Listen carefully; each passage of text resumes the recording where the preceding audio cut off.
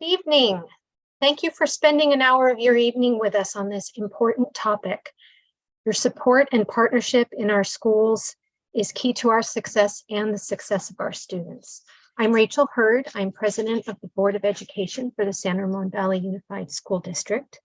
I strongly believe in our district's strategic vision and the critical role that we all play in our students' success. In my role as a board member, as well as the other trustees, I'm responsible to our students, our staff, and our community. The other trustees and I work together to set the direction for the district, ensure accountability, and provide community leadership and advocate for our students. My hope is that by listening to the information today, you will have a better sense of where the district is going in the future. Now I'd like to turn it over to our superintendent, Dr. John Malloy. Thank you so much, Rachel, and it is a pleasure for me to be here as well. I think our community knows that we have been spending a considerable amount of time talking about Success Reimagined in San Ramon Valley Unified School District. And what we mean by that is that we will continue our foundations of academic excellence, and we will broaden definitions of success so our kids can thrive. And when we speak about our kids thriving, it means that we want to be sure that they are thinkers and creators, collaborators and communicators, and adaptable, flexible learners. Why are we doing this? Because we know that our students in this rapidly changing world may need many different opportunities, experiences, and skills, even compared to the adults in our community. We know that our kids need to be independent. They need to be inquisitive and curious. They need to love learning. And we also know that the technologies in our world continue to change, and technologies such as artificial intelligence need to be a part of this discussion. As much as we sometimes might wish for things to stay the same, the truth is they aren't.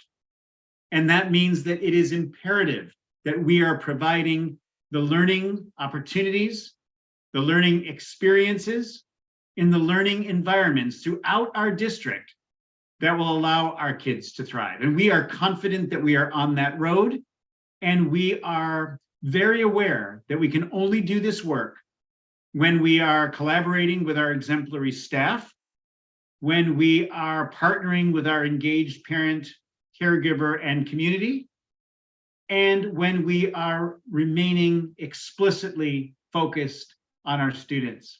So part of what we're committed to is that we continue to engage in discussions like these so that there is a better understanding of what we're trying to do and why. And this evening, sponsored with our PTA, which we're so grateful for, is one of those opportunities. We've had them before, and we will have them in the future. So without further ado, I just wanted to say hello. I'm going to turn this over to Kelly Hilton, and I look forward to the learning this evening. Excellent. Good evening, everyone. Thank you, Dr. Malloy, and thank you, President Rachel Hurd, for your welcoming thoughts. My name is Kelly Hilton, and I'm the Director of Technology for San Ramon Unified.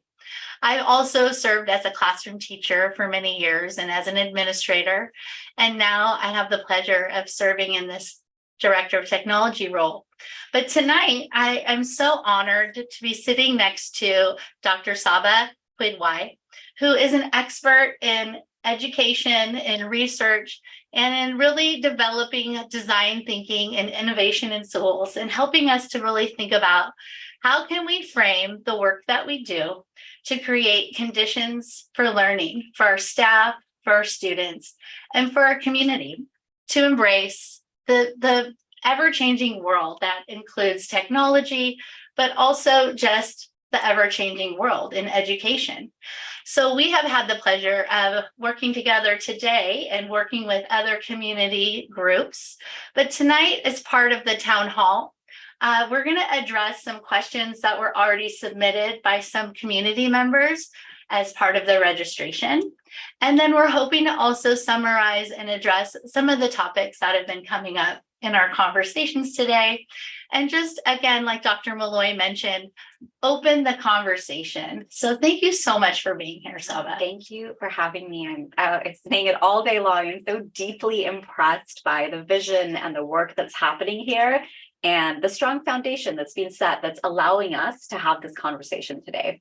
Absolutely. We are so proud of our strong foundation, as it is here up on the wall, our strategic directions, and in our brochure as well.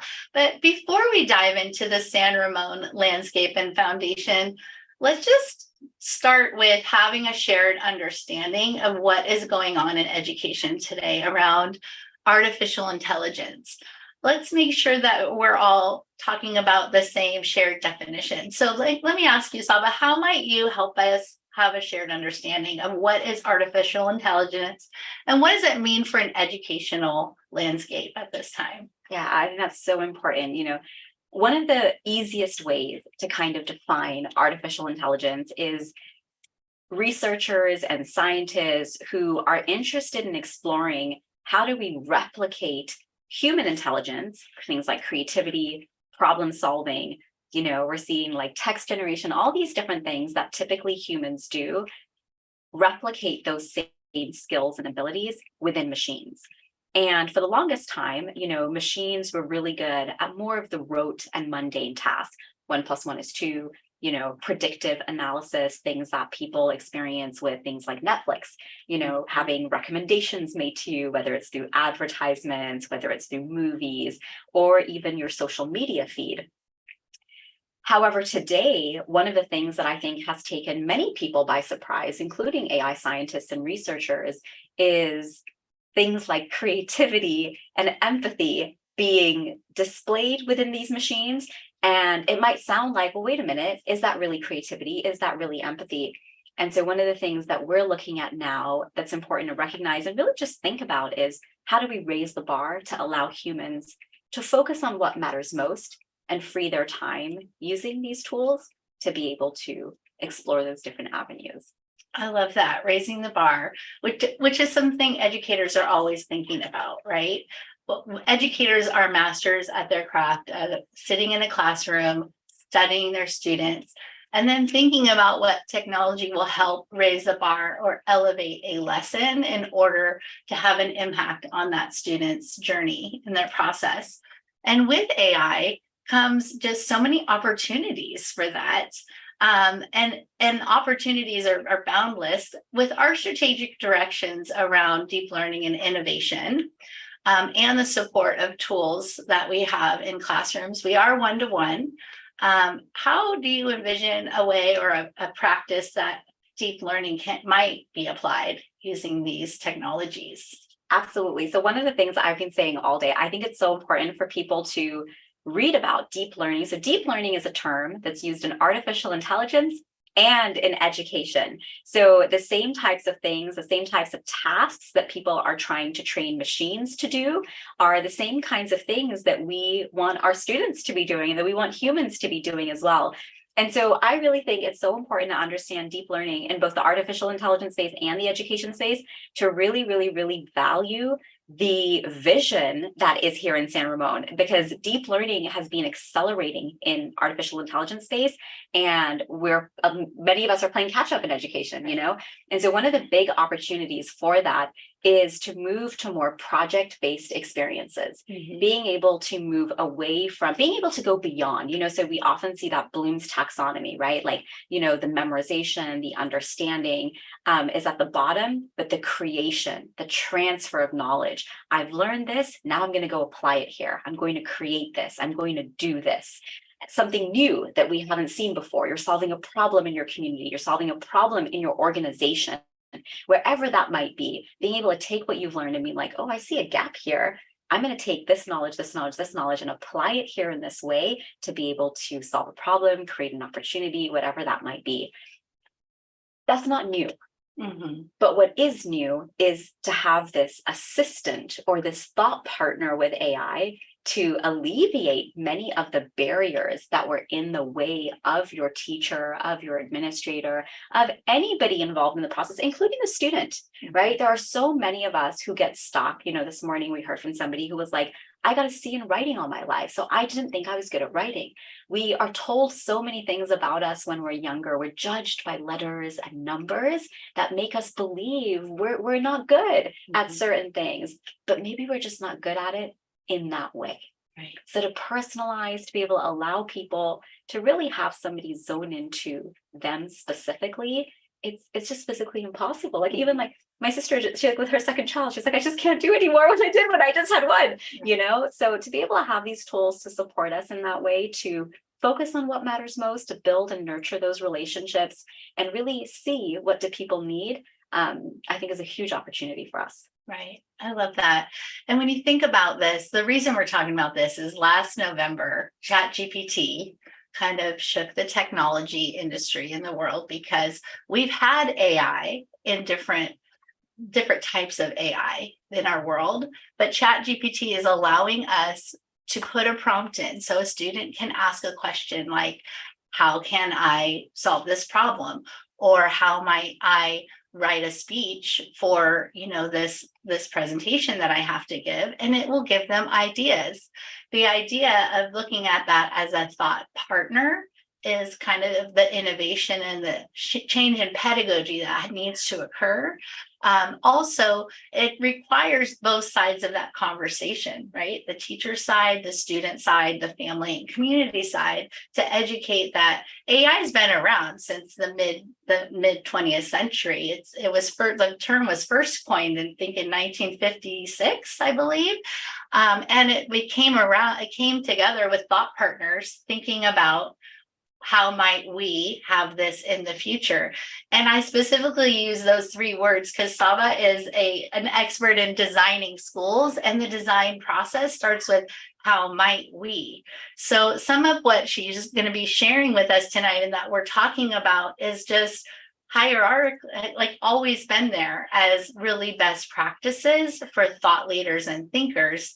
And then these creative ideas come out of it, right? So can you share with us a little bit, what does it mean to have that design thinking mentality, and how might we use AI in order to serve as a thought partner or as an instructor or as a student?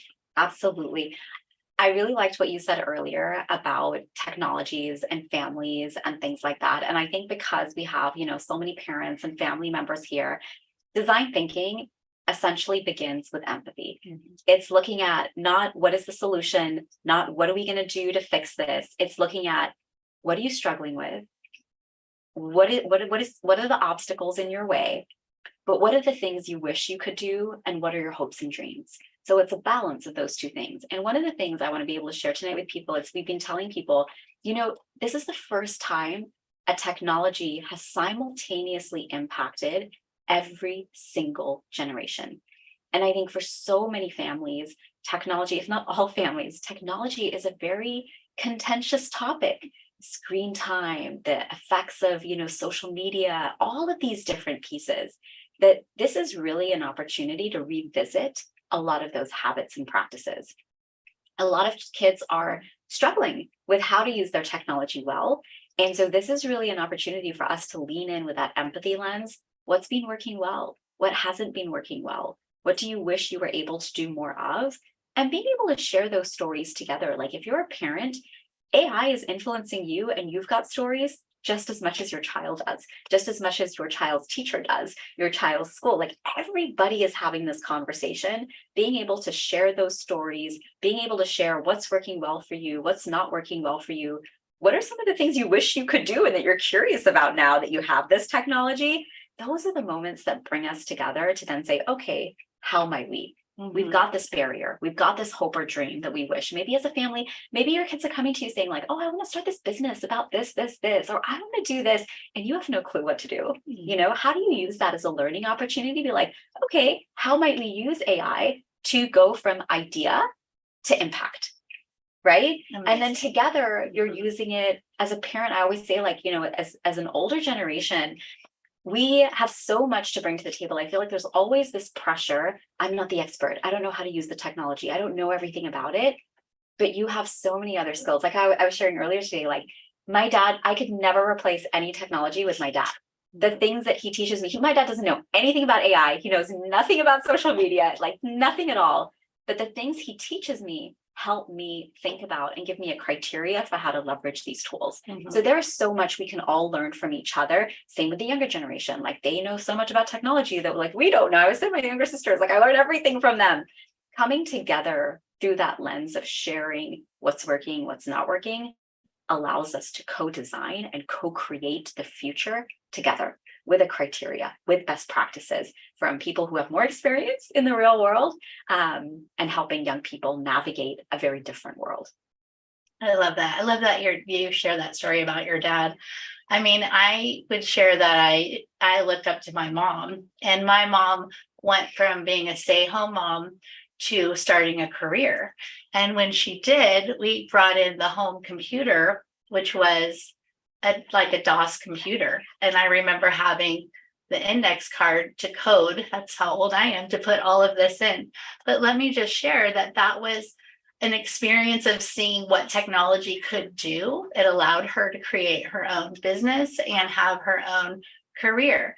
And then over the years as a teacher, being able to experience the innovation of Google and the cloud and like devices going in the classroom, going from labs to one-to-one. We've had these different emerging technologies over the years, but none of that replaces what you've learned from your dad and what people learn from a teacher, and the relationship building that design thinking and empathy bring to the work, right? Absolutely. I love that story of your mom, because I think so many times when we talk about these technologies, we're only thinking about the next generation, but there are so many people who have hopes and dreams who, oh yeah, I saw that person start this, or I saw this happen. Like, how did they do that?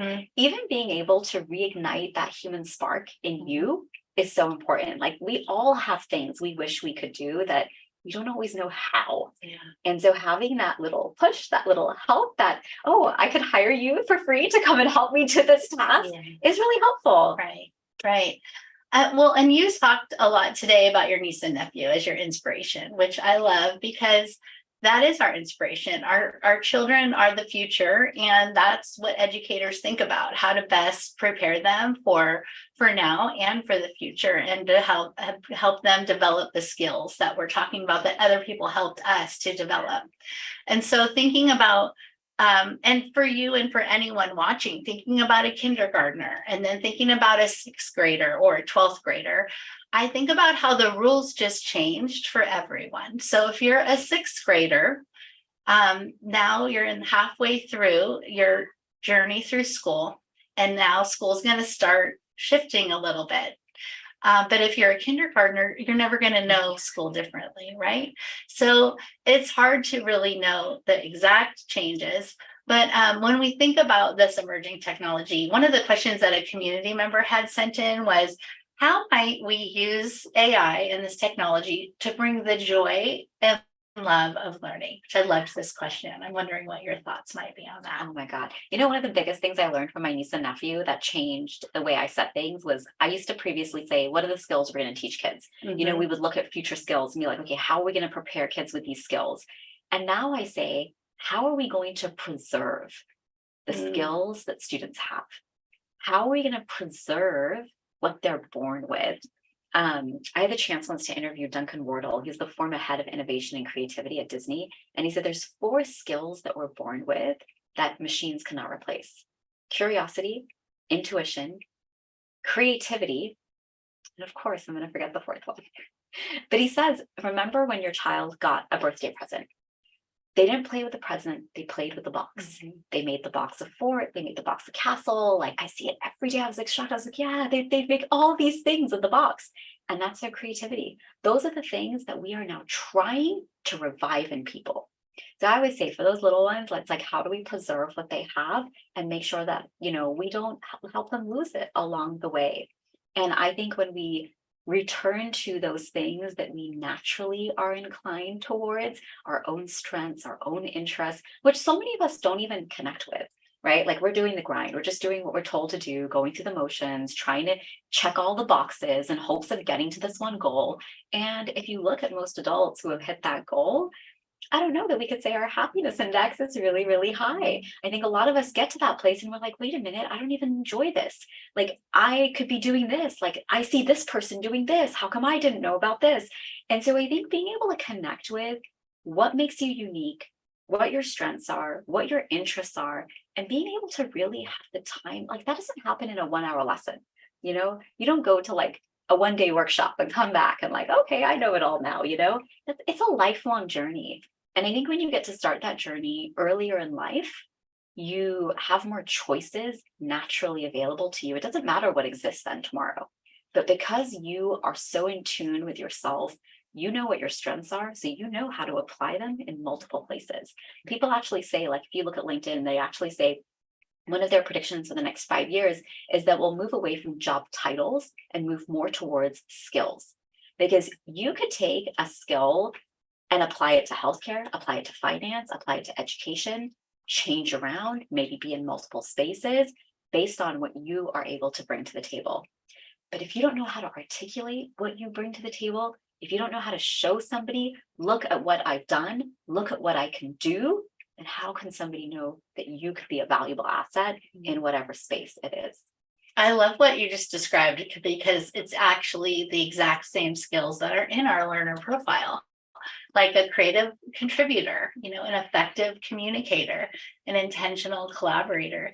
And it's also the work we're trying to do around, essentials. What do we really, really want those kids to be able to know and do when they're with us and when they move beyond?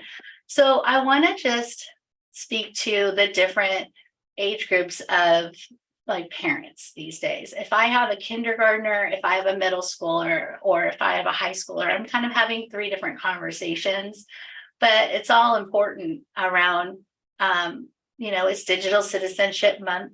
And you shared some incredible ideas today. So I'm just wanting you to share some of those ideas about how to talk about today's current status of technology and this access, but what it means for those different groups and how might we talk to those different age groups about this technology.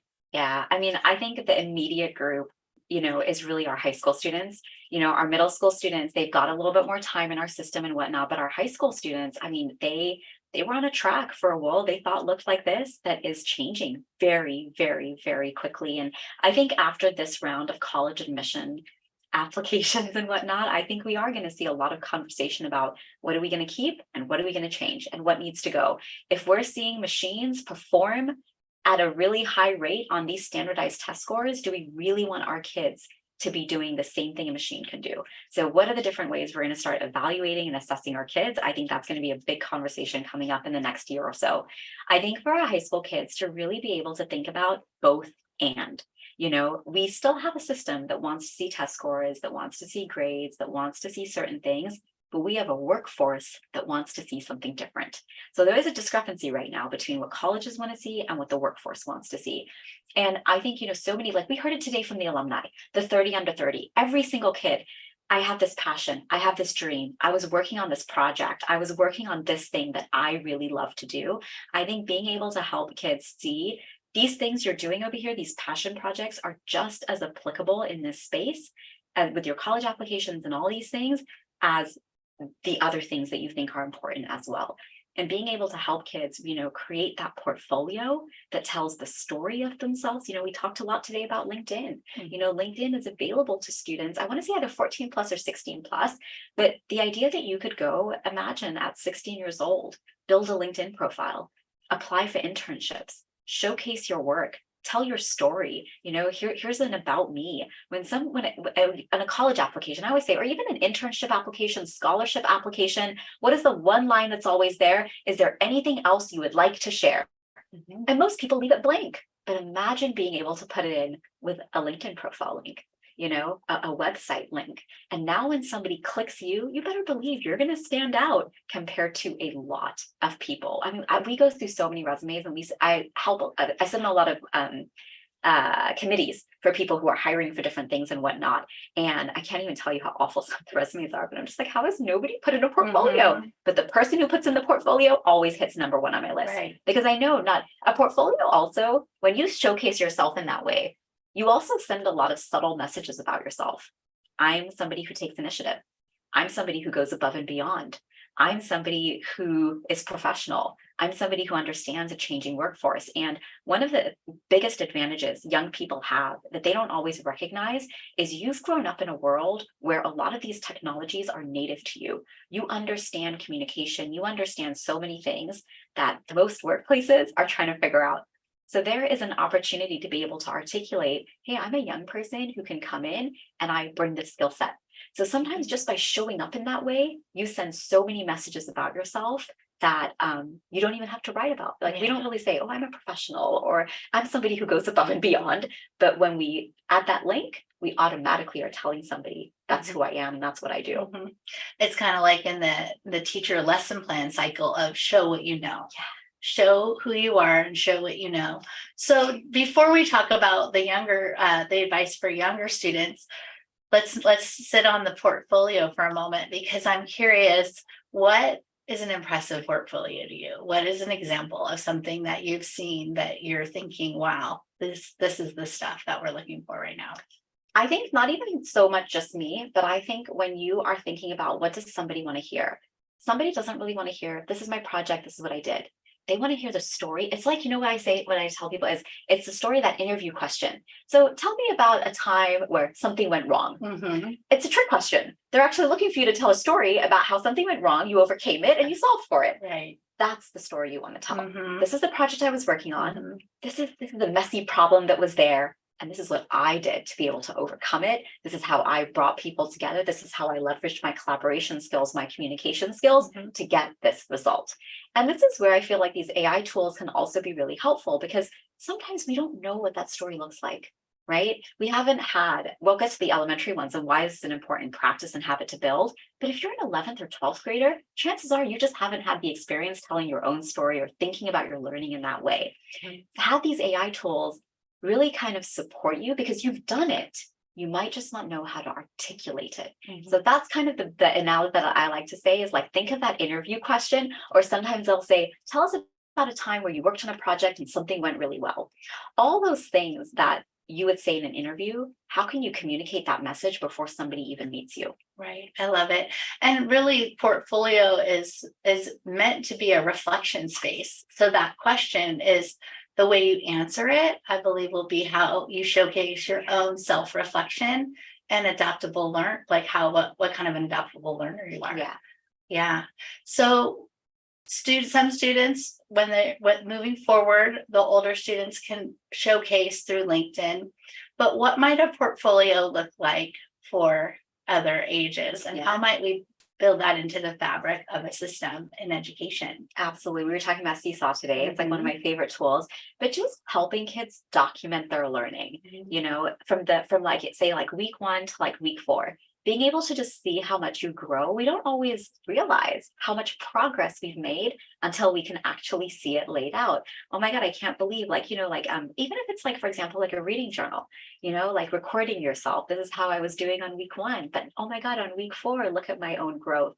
To be able to see and recognize that motivates you, you know, to be able to have that moment of, I can't do this yet.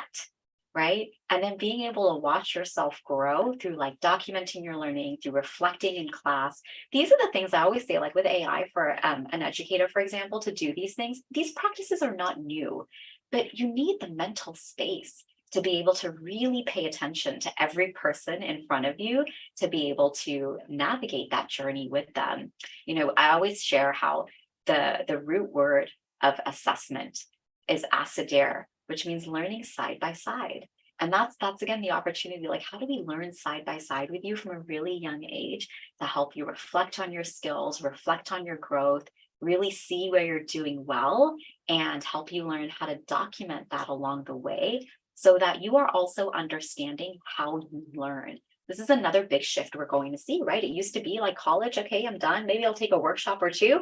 But now companies are looking for people who are active learners. You understand how you learn, And a lot of people struggle with that because they've been told, do this way, in this format, in this, whatever way it is. And here's your rubric, here's your rules, go do this. So you don't really get to say, oh, I learned this way. Oh, no, I actually learned better this way. I'm going to do this way. I'm going to actually showcase my learning, not in a 5-paragraph essay, but through this video that I want to do here. We don't get those choices. And so when you don't get those choices, you also don't realize how you might not be good at doing this in this way, but you are good at the skill in this way. So really understanding how you learn, I think, is what's going to happen at the early ages, which already does, right? It happens to our young kids. They don't sit in desks and rows, but when they're old enough to, that's what happens. So it's like, how do we preserve that and keep that moving up as the years go by? Well, and that's something AI can't do for us. No. That is the human experience of the stories, of the lived stories and reflection on learning. And so you can use it to help support you to tell your story, but actually reflecting on it and growing from it is not something it can replace. Right? Absolutely. And I think any parent, teacher, caregiver, any adult will resonate with this, in that the child who doesn't even say anything, but you know what they need, right? We always say, like, AI needs that human prompt, but AI can't understand what somebody who can't speak needs, right? But that's what we do. We can see, okay, it looks like you're struggling over there. Maybe you don't want to ask a question. I'm going to go over and I'm going to come and, kind of nurture that a little bit, that, that rapport that you build. It happens everywhere in every single relationship. And those are the things, again, AI can't do. But as a human, to even recognize it, you need that mental freedom. And I think when teachers get these tools, and more of us get these tools, it does free us up to show up, to be more present with those around us. Absolutely. Yeah, you shared a lot of great examples today, not only for students, but also for adults to think about how to use it in order to maximize their time and space and all of that, which is amazing, because then you have more time for the relationship building that instruction requires.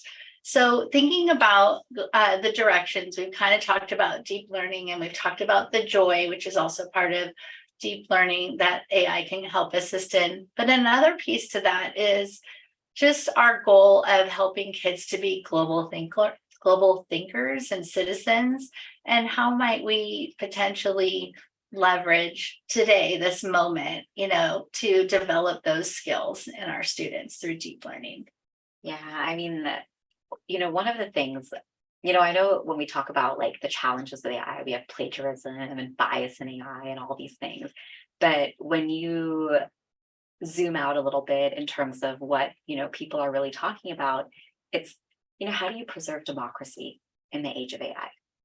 How do you recognize different perspectives? How do you come together over shared dialogue? I actually didn't know this, but democracy is a relatively new concept, that didn't really exist. It existed in small city states, but in such a large area like the United States, the way we have today, this is a relatively new system for us.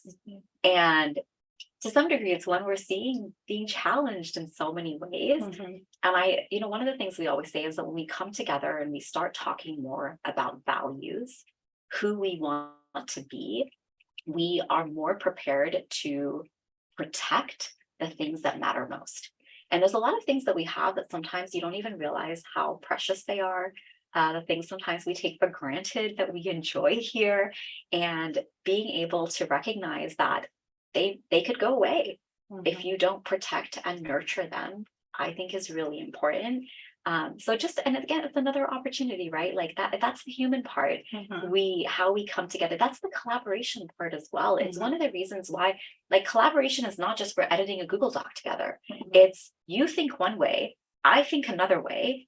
What does that consensus look like for us to create something bigger and better?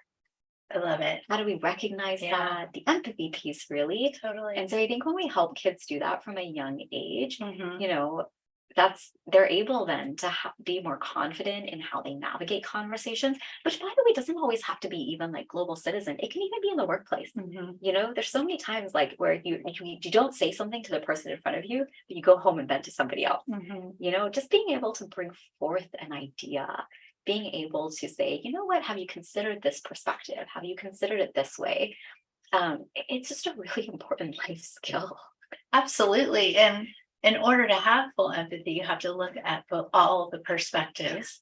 And AI could even help with that, right? You could ask questions that are prompted that are different than what your own opinion might be. So one of our major core writing standards and speaking and listening standards for all of the subject areas, social studies, ELA, science, is to be able to have an opinion or an argument and be able to defend it, but you have to also acknowledge the other side to that. So with this new space, it's not just doing the research on other papers, it's really learning to get inside the thoughts of the other side and then bring that into your own research. Which sometimes can be really hard, especially when you're very passionate about a topic or you're very deep in the research of an area. I know one of my favorite things to always, you just reminded me, is asking AI, given everything you know about what I shared, what have I not considered?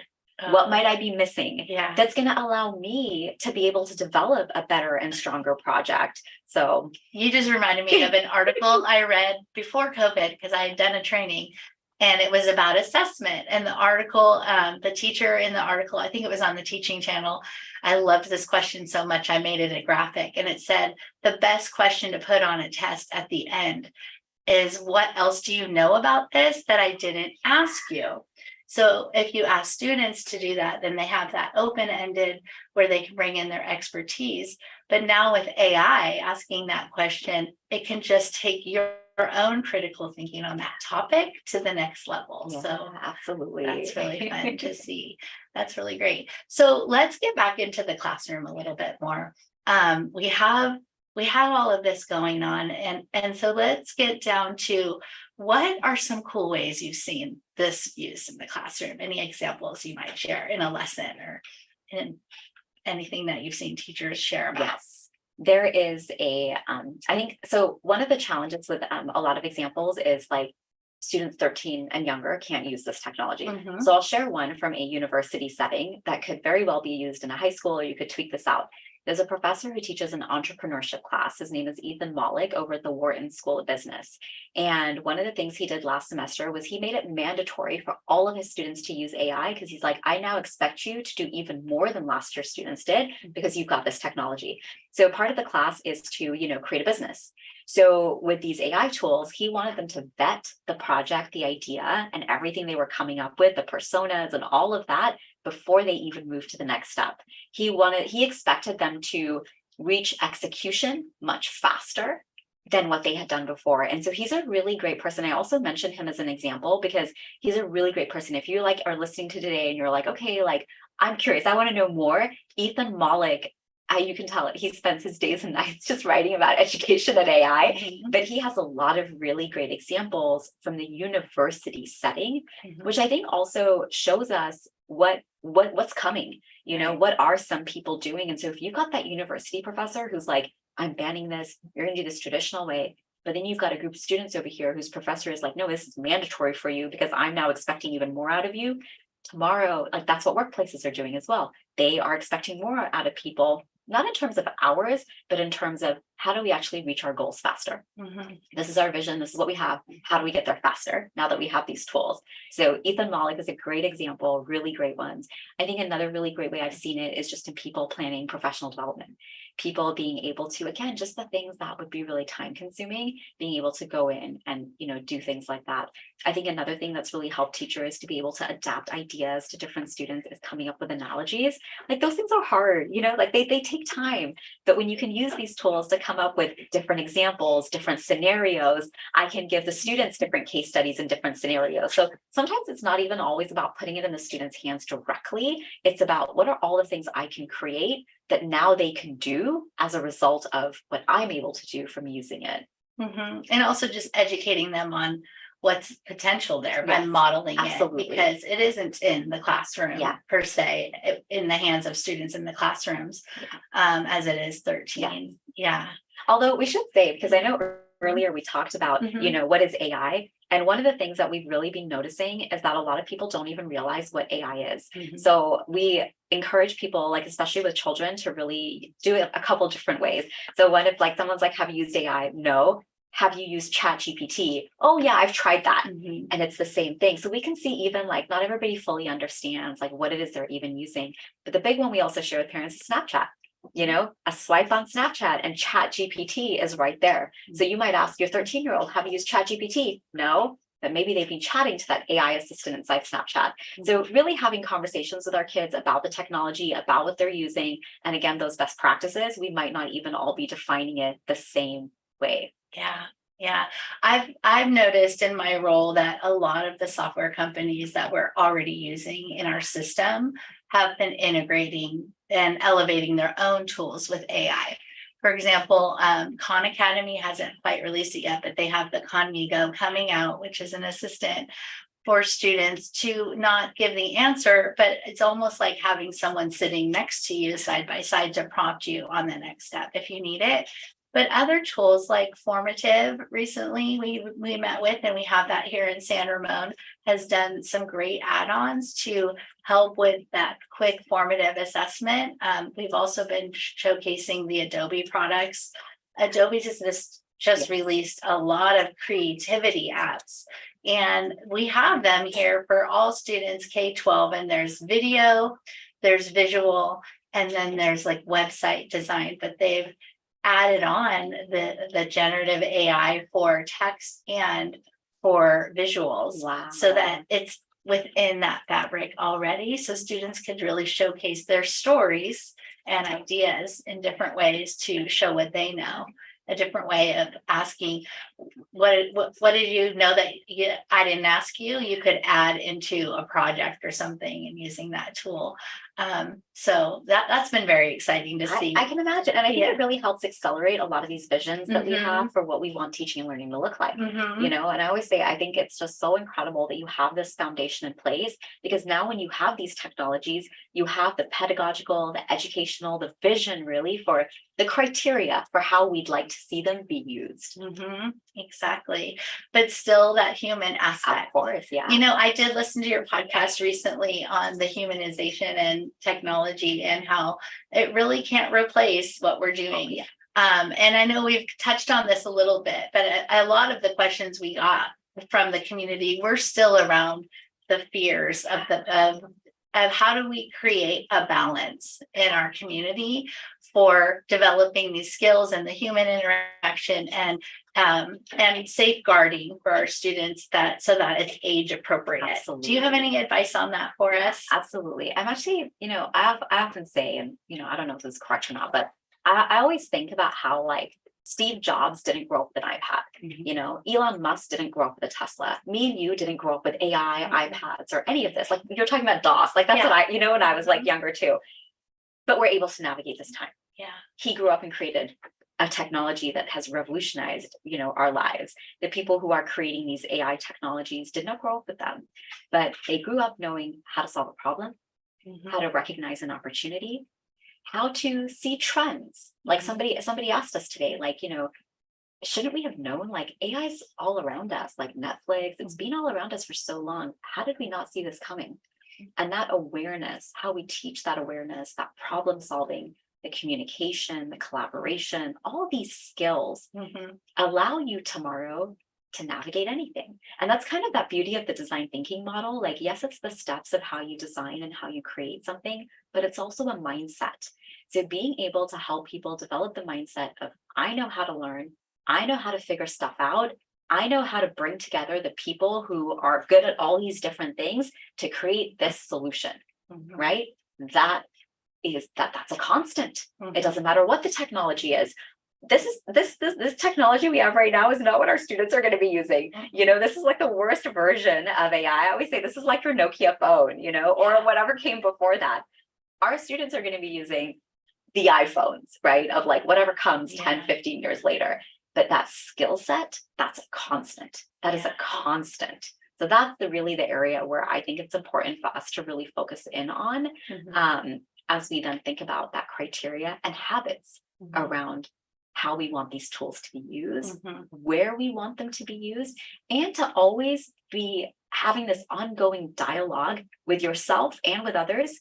What do I do well? What does the machine do well? and what are we doing well together that's allowing us to do bigger and better things. That ongoing dialogue is so important to really recognize, this is what I do really well. I need to figure out how to do more of this, right? I know that walking around and being able to visit multiple classrooms, I know that being able to collaborate with my peers is important. How do I get to more of that? I know that maybe this stuff over here, like, oh, this is so draining, like, oh, this is such a waste of my time. How do I hand off more of that? And the more we have to decide that criteria, that there is no, I also, there's a researcher at Stanford. He runs the Stanford Digital Economy Lab, Eric Brynjolfsson, and he says there is no economic law that says as technology accelerates in society, everyone benefits. There's no law. We create that. We create that criteria. We create those conditions for that shared prosperity and how we choose how these tools are used, and more importantly, how we teach their use. Yeah. It's really mind-blowing to think that this is the worst version of the tool. That really sat with me today, thinking about the old phones and then how they've advanced.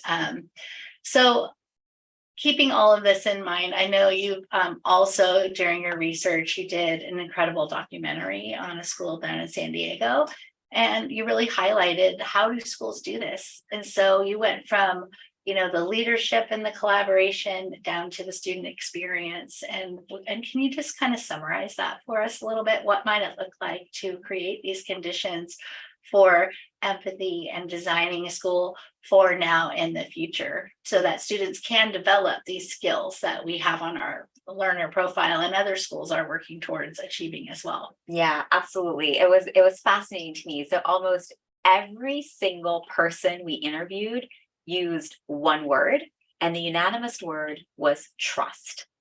I feel trusted and I can trust those around me. And what that trust means was a feeling of what Amy Edmondson calls psychological safety. It's okay for me to say, I don't know. It's okay for me to not get something right the first time and not be punished. And that's a really hard concept for a lot of adults who have all gone through a system where if you didn't get an A, you were wrong.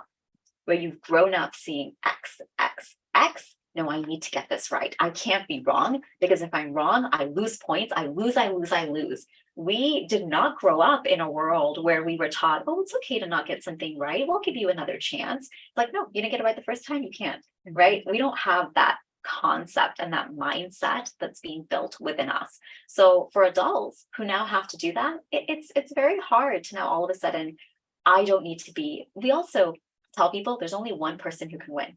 There's only one valedictorian. But tomorrow in the workplace, you need everyone to be that valedictorian. You need everyone to bring their A game and their individual strength. But because we don't recognize those always, like we haven't gone through a system that did that for us. Like, yes, we do that more now for people because we recognize how important it is.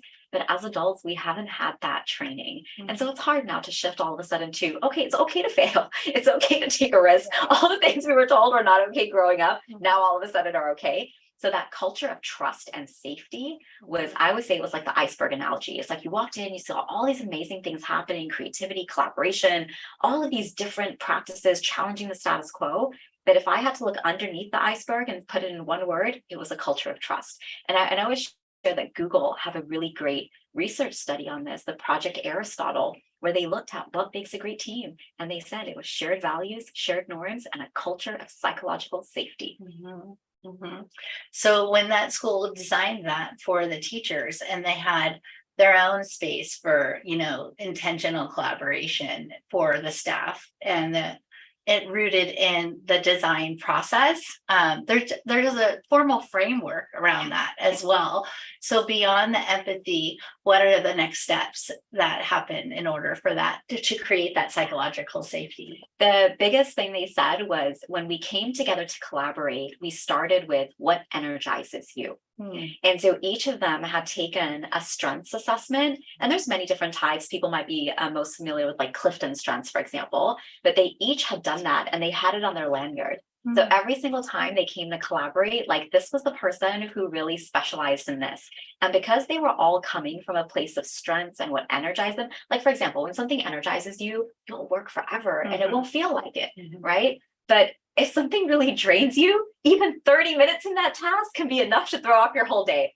So they really came together from a place of what energizes you, knowing that about each other, knowing each other's boundaries. This is something that is just not going to work for you. Like, you know, and being able to respect that and design around that allows you to take a goal or initiative and move 10 times faster. Yeah. You know, it's like Simon Sinek, alone is hard, together is better. Yeah. That it's that concept. Yeah. And it's better when you know who you're working with and everyone can lean into those strengths. Yeah. And now you've got AI as that thought partner too, as part of that mix to be able to, okay, what's your strength machine that you're bringing to the table that's going to help us as humans focus on what matters most and get to those goals even faster and accelerate what it is we'd like to see happen. So what would a school look like that if you could design a school? I know this is a big question. I'm putting you on the spot, but I mean, you know, thinking about your niece and nephew, and you've seen a lot of really great things that have happened in different schools. What might be the foundation of a school that you might create? I feel like I would just want to see, I don't even know that would have to be anything different. I just think like, how do we create the time and space to really focus in and care about the people who are in front of us? So for example, like my nephew was born in London. So my sister just moved here last year. So London was a little bit different during the pandemic, and that like she was also in the healthcare industry. And so school was open for him. So he was in school throughout the entire time. So when he moved here, and in London, like education was a little bit different as well, but he's a little ahead of where he's currently being placed. But you were born on this date, on this year. So no, you will go over here, and there's no room for us to even consider the possibility of you moving to another space.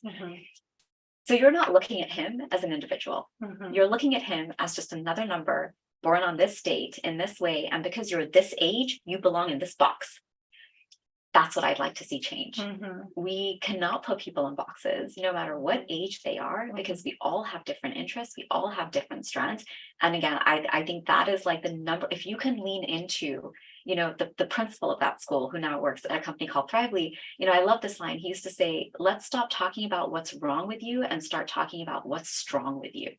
And the more you do that, like I always share, like, I won't remember the exact numbers off the top of my head, but if you go and look at the numbers for how quickly the self-help industry is going, your Tony Robbins, your Dean Graziosis of the world. I sat in one of their webinars during the pandemic because they made everything virtual. Every single one of those people in that chat wanted to hear one thing: I'm good enough. That's all they tell you. You're good enough. You can do this. That dream you have, you're good enough. And you have to wonder, why do so many people today need to hear they're good enough? Is it possibly because we've all grown up being told what we're not good at? I can't remember the things somebody told me I was good at nonstop. My dad did, but I can't remember going through school being told. I can tell you today, I don't feel like I'm good at math. I definitely don't feel like I'm good at writing. But what if we had been told throughout, hey, you're really good at this, you're really good at that, and focusing on that. Gary Vee says it too. Stop focusing on what your weaknesses are. Go all in on your strengths. How might we feel about ourselves, and what might our confidence and securities be like if that's what you heard and that was the message you heard when you were young? Yeah. And the Strengths Finder is a great place to start. But then how many times have you surprised yourself as well and thought, I'm not good at this? And then you're in the right conditions for learning, and you do feel you can develop those skills. And I do want to give a shout out just to Katie Novak and the whole UDL movement, because I think that's something that they're trying to present in that kind of educational space, that when we design learning, we think of learners that have those different needs, who might need the support or who might need a challenge. And your whole design is created in a space so that the student will get what they need because of choice and voice, and really bringing it back. So just switching the way what we're asking students to do, rather than creating that space for them to show their learning and also have choice in how they do that. Absolutely. Each person is just so unique. Like you see it all the time. Anytime you hang around little kids, they're all so different. They're all so unique. They're all so interesting. Their conversations are fascinating. You know, if you're in a kindergarten classroom, the conversations alone are like fascinating. And so it's like, how do you nurture that throughout the years instead of like, I feel like that's always our fear with our nephew. Like, are they going to take away what he has and like confine him into a box and like standardize him? Like, I don't know. I don't think so. Today I was just so inspired by those 30 under 30. You know, we do talk a lot about how the curiosity is there at the younger ages, but seeing those stories today, again, the storytelling and the students speaking to their passions and the way they're contributing to the future was really inspiring. We don't live in this community. I was like, I was texting my sister today. I was like, oh my God, look at the things that are happening here. Yes, there's a lot of good things. And we have incredible students, as you got to meet some of them today. And that was some great connections that we made today.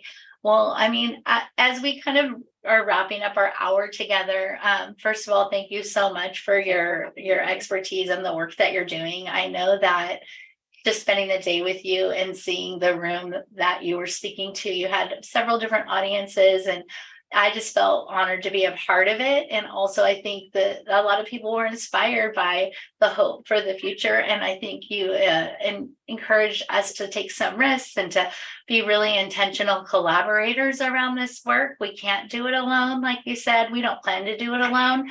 A big part of the work we're trying to do right now is shared leadership, our other strategic direction. So it was very intentional to have a day like today where we talk about these things, but we're going to go through this together as a community.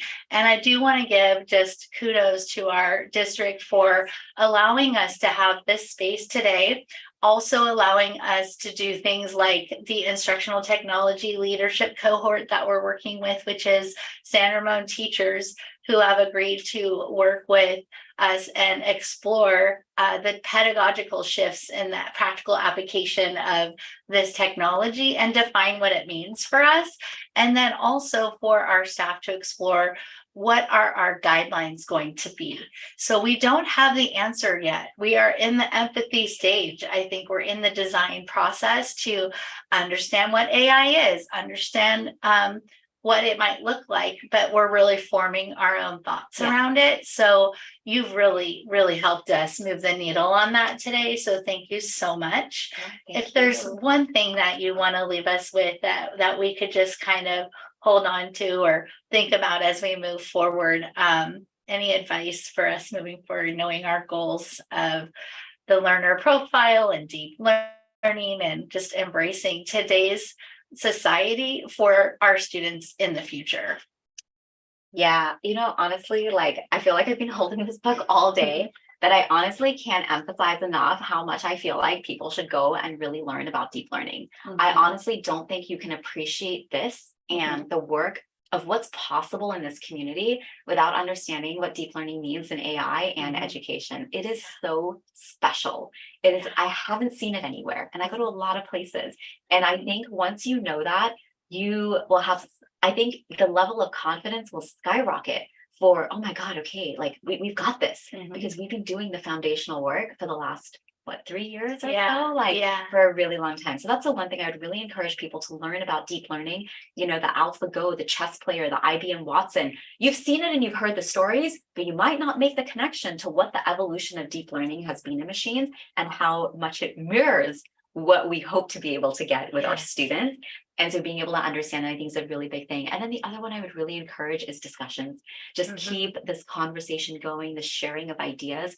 At home and at school, like across your community. Like I said, every single person is experiencing this simultaneously. And so you'll get to see firsthand what's happening in business. You know, we haven't had that before. In education, we've always had to sort of like predict what the future might be. We've never had tangible examples. But today you can walk into finance, you can walk into healthcare, you can walk into law, you can walk into medicine with what are the EMR, like the health, like however they take notes, they're revolutionizing it now. So you get to see firsthand what's happening, what's working, what's not working, and why this matters even more. That's another big goal that we have, is to partner with our community more in that kind of a work. Yeah. And that's something you really taught me today around the deep learning. I feel like I've learned a little bit about machine deep learning and what that means for the technological side, but the parallel that you made today on the pedagogical side of instruction and the human experience and how that's parallel with technology. I know you have a paper coming out. You said it was inspired by the work that we're doing here. So we'll be sure to share that out when it comes, because I think that's a great discussion point for us to build on. And I just really think today you really helped us to have our light bulb moments, which are just like the inspiration to keep doing what we're doing, to provide voice and choice for kids, to create communities for kids to develop the skills that they need and to feel happy and loved and thrive and reimagine success, as we've been working on as a district. So thank you for that. It was honestly such a privilege for me to be in this space, to see what's happening. It gives you so much hope and makes you so optimistic for what's possible tomorrow when you see like just the kind of conversations that were happening today, and you just see people invested. You know, we haven't had this in a long time, people coming together to talk in this way. And it gives us an opportunity to make up for a lot of things that we might like to see change that maybe we couldn't have, but now, hey, maybe there's a way for us to have a bit of a second chance at something. So well, and you reminded us that we don't have to all think about this exactly the same. No, and that's okay. We really do want to engage in authenticity in our work and have some discourse around these topics. So I think beyond this evening, our plan is to think about the trends and patterns of the conversations we've had today and put together kind of an FAQ that we want to share. And then, of course, we'll share our conversations with you and the lessons we've learned with you. And we'll just build off of this throughout the entire year. But anyone who's watching this live or watching it recorded, please note that our dedication to shared leadership as we, navigate this new terrain. We are pioneers. We are, once again, educators leading the charge of a new space for the advancement of our students, which is our heart's work and our dedication. So thank you for helping us do that today. You guys have a very strong foundation to build on. So it's a pleasure to be here. Excellent. All right. Well, if you're watching at home, thank you for joining in.